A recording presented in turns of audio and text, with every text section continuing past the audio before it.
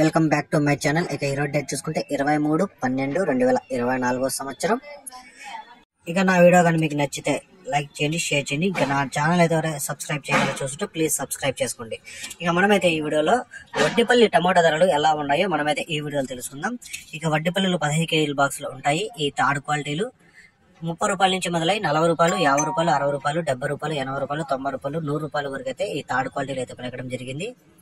ఇక second quality చూసుకుంటే 100 రూపాయల నుంచి 120, 130, 140, 150, 160 రూపాయల వరకు అయితే సెకండ్ క్వాలిటీకి అయితే వేయడం జరిగింది.